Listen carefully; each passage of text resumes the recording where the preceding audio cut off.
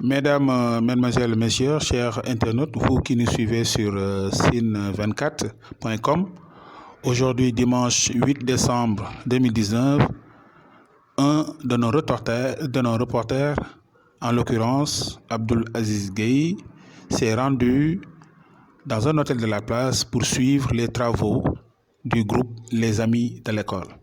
Le groupe Les Amis de l'école est composé d'enseignants émérites qui ont pensé organiser un cadre pour de temps en temps organiser des panels en vue de se former continuellement. Leur collaborateur, M. Damsek, inspecteur de l'éducation et de la formation, en même temps fonctionnaire à la DFC, Direction de la formation et de la communication, leur a organisé un thème intitulé « La pédagogie différenciée, un levier pour la prise en charge des élèves vulnérables ». À partir de midi, les travaux ont démarré. Après l'exposé de l'inspecteur, ont suivi des discussions et au finish, deux professeurs d'université, un de l'université Gaston Berger de Saint-Louis et un autre de l'université du Mans en France, sont intervenus pour saluer cette initiative. Et le prochain rendez-vous des amis de l'école a été donné pour le 8 février à Ndayane. Alors on vous propose le reportage effectué par notre reporter. Aujourd'hui, s'il s'agissait de dire à un singe, un oiseau, un dauphin, une personne d'aller faire une course dans l'eau, et vous le dites que moi, je ne suis pour personne. D'accord? Il s'agira de voir celui qui va arriver le premier à la nage au prochain kilomètre. Mais tout de suite, au départ, vous savez bel et bien que le dauphin risque d'être premier de la course. D'accord? C'est comme l'albatros de Baudelaire. Il y a une belle photographie dans ce poème. L'albatros qui est un oiseau géant qui dans les airs, même les archers ne peuvent pas l'atteindre. Il a la possibilité de regarder la flèche et d'esquiver la flèche et de continuer à voler. Mais une fois sur le sol, une fois sur le plancher du bateau,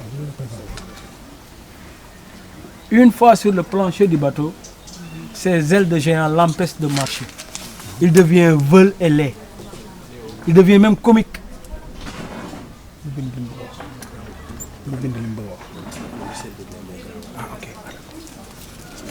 Kii bi sax de mën nga ko arrêté ba nga pare nga jël kii bi.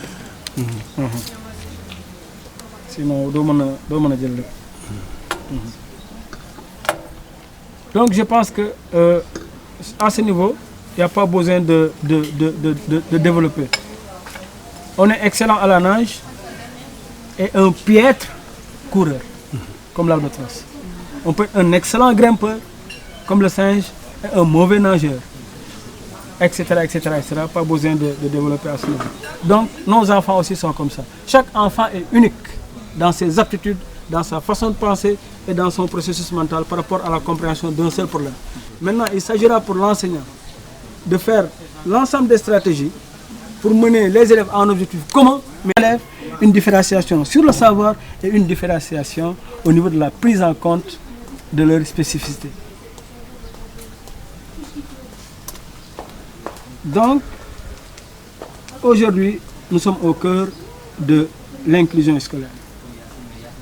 Les châtiments corporels dégradants, les coups de bâton, de fouet, de ceinture, vous le savez tous, le décret 79-1165, et même dans le décret 72-861 déjà, mais dans le 79, c'est chapitre 3, article 14. Les châtiments corporels sont interdits à l'école. Il y a aussi les violences psychologiques, les humiliations, les menaces proférées, violences verbales, intimidation, manipulation émotionnelle, comportement déplacé, brimade, négligence, maltraitance, etc.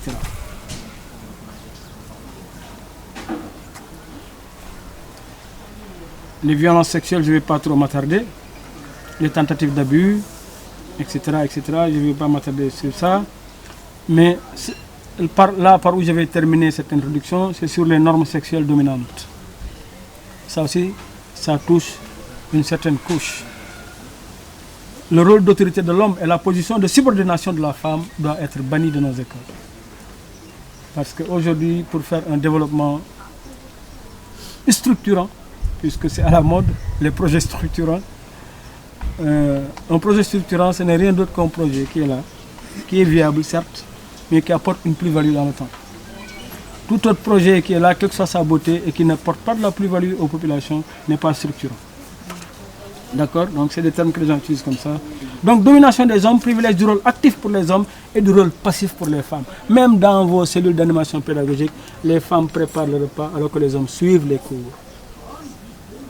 Ça aussi, il faudrait petit à petit un des gaz tal yomb na wax deug yalla ngeen di gaddu gaz bi di ci jappalé jigen ni au moins ben goor rejoindre len et vous êtes observés parce que nos enfants ne nous écoutent pas, ils nous imitent.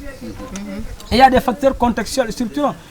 Il y a l'inégalité des revenus, la sous-représentation dans les institutions ou les instances de décision, la faiblesse des systèmes au sein du système éducatif, l'environnement qui ne protège pas toujours les enfants, l'influence transfrontalière des réseaux sociaux qui favorise le cyberharcèlement, etc., etc., etc. Donc c'est pour dire que l'enseignant doit connaître beaucoup, compléter, L'enseigner peu. Et enseigner peu. L'enseignant est un superman. Et tout enseignant qui cesse d'apprendre doit cesser d'enseigner. Parce que la plupart des choses auxquelles nous croyons seront obsolètes dans les 20 prochaines années. Donc il faudrait une mise à jour perpétuelle. Nous sommes à l'ère du professionnel réflexif. Réflexion sur sa pratique. Parce que les choses aujourd'hui sont à l'image du TGV. Aujourd'hui tout est rapide. Si on se focalise sur un savoir, dans les 6 mois, on n'en parle plus. Et tu continues à dire ça à tes élèves, alors que même les élèves sont dépassés. Parce que c'est la première fois dans l'histoire de l'humanité que les moins jeunes savent beaucoup plus de choses qu'ignorent les plus grands. Avant c'était Koulomak Opolé Sagar, mais aujourd'hui, je pense que c'est plutôt le contraire. Les moins jeunes aujourd'hui. Parce que le savoir de tout le monde est mis à la disposition de tout un chacun. Mais c'est là où on a encore beaucoup plus besoin du médiateur, qui est l'adulte. Car Internet, de l'extrêmement bon à l'extrêmement mauvais, tout est dedans. Maintenant, quelle conscience installer chez l'enfant pour qu'en face d'une chose extrêmement mauvaise, qu'il se dise que je n'ai pas à cliquer ici. Non pas parce que le maître me regarde, mais que la conscience, cette voix intérieure, cette voix divine, puisse me parler et me dire que ça, ce n'est pas pour toi. Donc, la pédagogie différenciée, c'est l'ensemble des stratégies, des actions, des positions et des postures que le maître adapte en vue de tenir compte de l'originalité, de la spécificité de chaque enfant pour les mener vers un objectif commun. L'objectif est commun, mais les voies qui y mènent et les stratégies sont différentes car chaque enfant est différent de l'autre. Levier de prise en charge des élèves vulnérables, avoir de l'empathie, de la sympathie, de la bienveillance, de la patience pour pouvoir déceler ces enfants vulnérables et les aider à accéder au savoir au même titre que les supposés doués. Parce que sûrement le maître qui avait Sadio Mané en classe a dû lui dire plusieurs fois: toi tu ne sais rien, toi tu ne seras rien dans la vie. Tu ne sais même pas faire 4x4. Si ce maître-là savait 16 ans en avant que ce gosse-là, dans 10 ans, gagnerait 400 millions de francs CFA par semaine, sûrement il le porterait sur son dos pour le mener à la maison. Donc il n'y a pas de déchets dans nos écoles. Et sur ce, cette introduction sur le thème se termine. Et souhaiter la bienvenue à nos amis. Je vais laisser M. Aziz Gueye le soin de le faire. Et peut-être vous donner la parole pour des questions, mais surtout des contributions. Et après, dans un troisième temps, nous allons essayer, je dis bien essayer, de stabiliser. Merci de votre aimable attention. Bravo. Je pense qu'il mérite vraiment des applaudissements encore. Hein? Donc on applaudit encore notre inspecteur Damsek. Donc voilà, merci beaucoup M. Sek. Alors juste présenter nos amis. Hein? Il y a M. Dabi Souleyman, il est enseignant à l'UGB. Il est là, il était là tout à l'heure avec nous. On a eu à échanger. Ensuite il y a Ivan Suarez Akias. Hein? lui aussi qui nous a pris en cours de route. Donc nous vous souhaitons les bienvenus. Alors nous sommes un groupe d'enseignants. Il y a déjà un enseignant qui nous est venu de Dakar. Lui déjà, il est inspecteur de l'éducation et de la formation, il s'appelle Damsek. Et il est détaché au niveau de la direction de la formation et de la communication à Dakar. Alors il fait de la formation en même temps. Donc nous sommes là entre collègues, instituteurs, directeurs d'école, pour échanger sur la pédagogie. Et avec ce groupe, nous avons déjà eu 2 éditions de formation. La première édition, c'était l'année dernière avec lui-même. Durant les vacances, il nous a tenu 6 semaines pour nous capaciter, pour nous préparer aux examens professionnels, au concours. Cette année aussi, il a refait la même chose et il le fait bénévolement. Donc lui, c'est un homme de terrain. Et puis la formation, il en fait un credo. Et au moment où nous étions en train de tenir cette séance-là, un autre enseignant est venu nous rejoindre. Cela veut dire que ce que nous faisons quand même, c'est vraiment béni. Et il est enseignant à l'université Gaston Berger. Et par sa modestie, par son humilité, il s'est joint à nous sans protocole, quoi.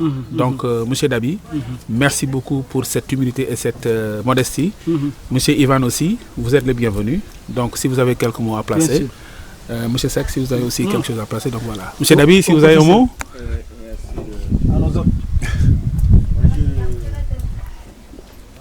Excusez-moi donc de venir avec un peu de retard. Je souhaitais quand même être là donc, au début. Et vraiment, donc, j'ai tiré beaucoup de leçons pour votre intervention depuis que je suis là. Merci. Il y a beaucoup de choses quand même qui m'ont réellement frappé et qui m'ont réellement vraiment fait apprendre. Et j'avoue que je suis dans ce métier depuis plus d'un quart de siècle. Bon, bientôt 30 ans, je suis dans l'enseignement. Et j'ai plafonné, je suis professeur titulaire des classes exceptionnelles. Donc, j'ai obtenu c'est un enseignant qui va obtenir donc, le summum. Et j'avoue que j'ai beaucoup appris. C'est pour dire que quand vous avez essayé quand même donc, de faire ça, on enseigne, mais donc il y a beaucoup de choses quand même qui nous échappent, réellement. Il y a beaucoup de choses quand même qui nous échappent. Et je me suis dit que ce que vous êtes en train d'exposer autour quand même donc, de ce monde restreint là, doit être quand même donc, au niveau national, au niveau du Sénégal à un échange. C'est-à-dire que c'est un vecteur très important, tout ce que vous dites là, ça devait être à la portée quand même du Sénégal tout entier. Et ce n'est pas seulement donc, au niveau de l'enseignement primaire ou secondaire, mais je disais qu'au niveau même de l'université. Moi, pour ma part, franchement dit,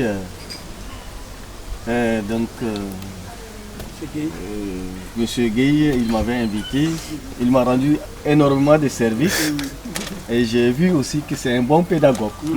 Parce qu'un bon pédagogue, donc voilà, juste après un peu d'échange là, si je peux m'être associé. On était parti juste à Ems pour visiter parce qu'on ne savait pas que les choses allaient commencer dans l'immédiat. Et j'ai dit, je vais donc, avec l'autorisation de M. Gueye là, prendre après vos coordonnées.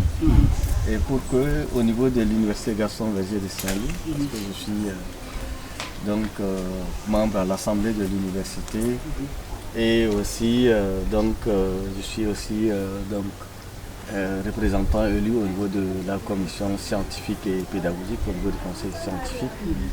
J'aimerais bien que ça devait être dans un amphithéâtre auquel donc moi-même et tous les collègues enseignants chercheurs de l'UGB puissent apprendre. Quoi. Parce qu'en fait, j'avoue franchement qu'il ne serait pas quand même donc le seul à dire qu'on devait apprendre beaucoup de choses quand même donc en matière de pédagogie. Merci beaucoup. Merci beaucoup. Merci, merci, merci. Bonjour monsieur l'inspecteur Damsek, vous êtes inspecteur de l'éducation et de la formation, en même temps fonctionnaire à la DFC, direction de la formation et de la communication. Vous venez de terminer un panel dont le thème était la pédagogie différenciée, un levier pour la prise en charge des élèves vulnérables.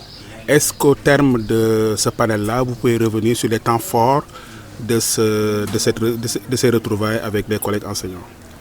Merci beaucoup, M. Gueye Aziz.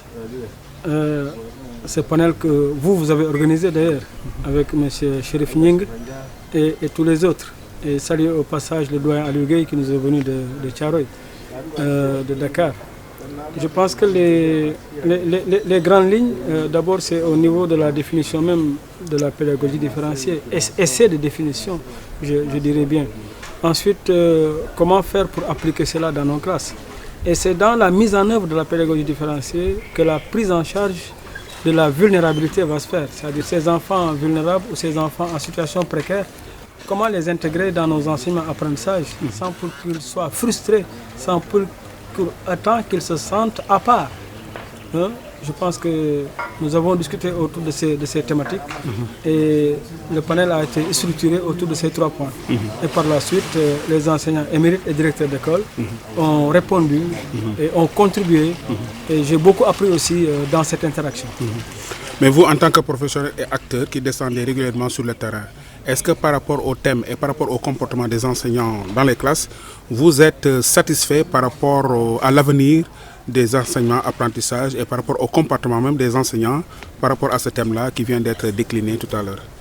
Bon, satisfaction, je ne saurais le dire a priori, parce que non seulement je n'ai pas fait les études qu'il faudrait sur le terrain, deuxièmement, je n'ai pas de chiffres sur lesquels me baser pour pouvoir évaluer correctement, parce que c'est une question que tu me poses, peut-être la réponse serait à l'échelle nationale.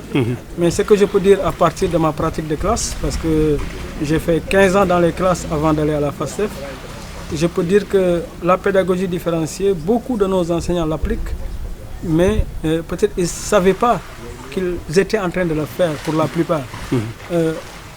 Actuellement, l'enjeu, c'est de systématiser cette pédagogie différenciée, d'en tenir compte, afin que ces enfants qui sont malvoyants et qu'on ne décèle pas, malvoyants peut-être c'est un peu trop dire, qui seraient myopes ou qui sont daltoniens, et que peut-être le maître peut penser que cet enfant-là, il le fait exprès pour terminer toujours le dernier, pour dire que je n'ai pas compris, alors qu'il ne voit aucune écriture au tableau. Comment faire pour faire attention et d'amener cet enfant-là qui était à la 4e table devant et d'écrire un peu plus gros pour qu'il puisse voir au même titre que les autres. En faisant cela, nous sommes dans l'inclusion. En faisant cela, nous sommes en train de l'aider. Comment aussi faire pour que cet enfant-là qui toujours demande aux camarades à côté qu'est-ce que le maître a dit et que le maître se retourne et le frappe et lui dise que pourquoi à chaque fois que j'ai fini de parler, tu demandes à ton camarade. Que le maître, au lieu de le frapper, se dise est-ce qu'il n'est pas peut-être malentendant? Est-ce qu'il entend bien ce que je dis? En faisant cela, nous sommes dans la différenciation pédagogique. Pédagogie différenciée ne veut pas dire individualisation pédagogique. Parce que nous avons un même objectif. Au terme de la leçon, les élèves seront capables de. Donc l'objectif, il est commun. Mais les stratégies, l'attitude pour y parvenir, c'est là où se trouve la différenciation.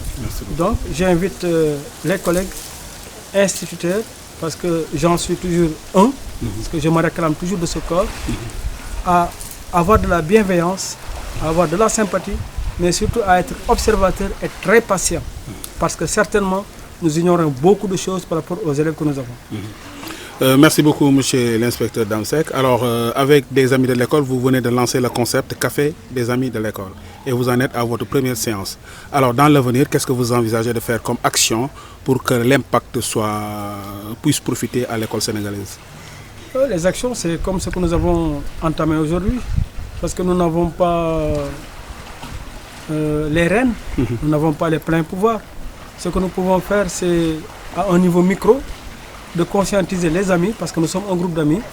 On ne saurait forcer personne à venir, mais commencer par cela et penser que ça va essaimer et que de bouche à oreille, certains vont entendre ce qui est en train de se faire et qu'aujourd'hui nous avons décidé, tous les 2 mois, d'organiser une chose pareille et d'inviter tous les amis, tous les pédagogues, les parents d'élèves, en somme la communauté éducative. Parce que pour éduquer l'enfant, le seul enseignant et le seul cadre scolaire serait vraiment prétentieux de penser pouvoir réussir la chose.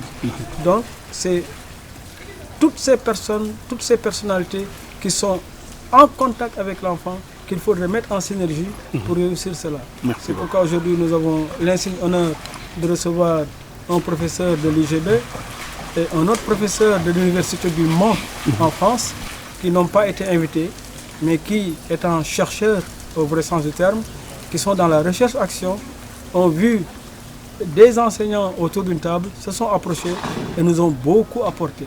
Et nous invitons nos chercheurs sénégalais à descendre sur le terrain et à quitter les bureaux douillés de la capitale, à descendre sur le terrain pour pouvoir tirer la base. Est-ce que c'est en cela que réside leur cœur de métier et non pas être dans les berlines, dans les bureaux et ne pas descendre sur le terrain. Je vous remercie, monsieur l'inspecteur Damsek. Merci. Bonjour, monsieur Dabi, vous êtes professeur à l'Université Gaston Berger de Saint-Louis. Alors, vous êtes venu trouver des enseignants qui étaient en train d'organiser un panel et vous êtes associé à eux. Alors, au terme de ce panel-là, quel mot vous pouvez placer à l'intention de nos internautes qui nous suivent sur site24.com? Merci beaucoup, M. Aziz Gueye. J'aimerais d'abord louer cette initiative, cette bonne initiative que des enseignants se réunissent autour d'une table, discutent de la pédagogie différenciée, placer l'enfant au centre de l'éducation. J'avoue franchement que j'ai beaucoup appris, c'est une très bonne initiative. Cela ne m'étonne pas parce que le Sénégal, déjà, l'ancien président Feu Senghor, Léopold Sédar Senghor, disait que la culture est au début et à la fin du développement. Et bien effectivement, l'éducation est au début et à la fin du développement. En matière d'éducation, le Sénégal fait beaucoup. Et c'est la raison pour laquelle les enseignants sont souciés justement du devenir des enfants du Sénégal.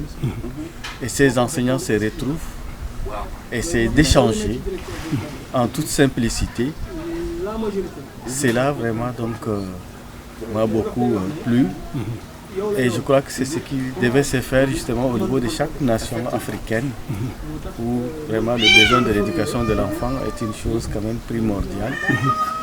J'ai beaucoup apprécié aussi le conférencier Damsek, qui nous a, bien sûr, nous sommes des universitaires, mais on a beaucoup appris. C'est la raison pour laquelle je me suis dit et j'ai posé la question, pourquoi la pédagogie n'est pas enseignée?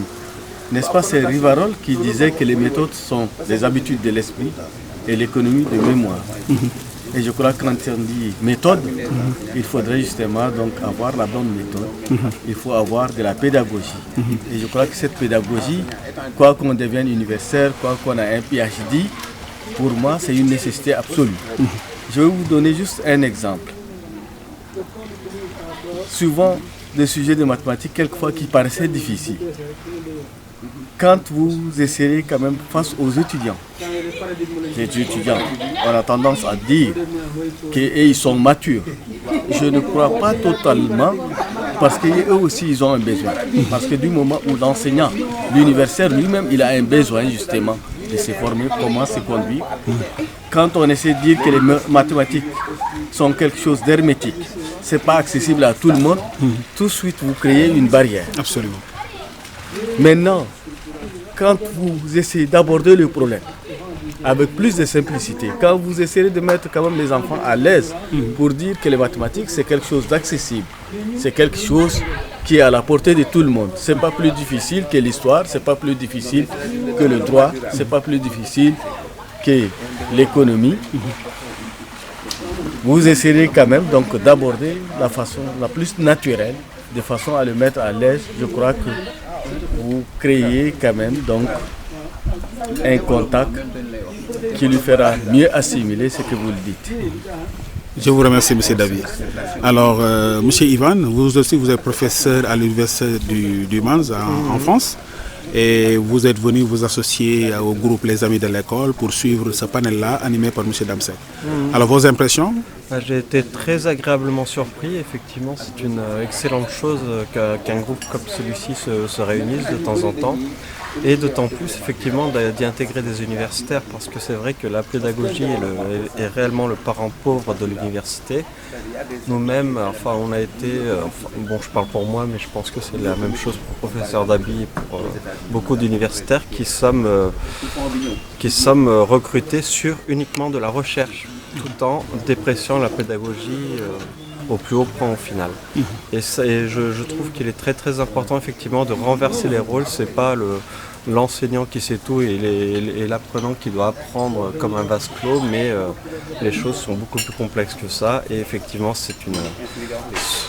de voir des réunions comme celle-ci sont de très belles. Enfin, c'est une très belle réunion. Ouais. Et il faut bien sûr continuer dans ce sens-là. Merci beaucoup. Sylvain Kad vous remercie. Merci. Merci beaucoup.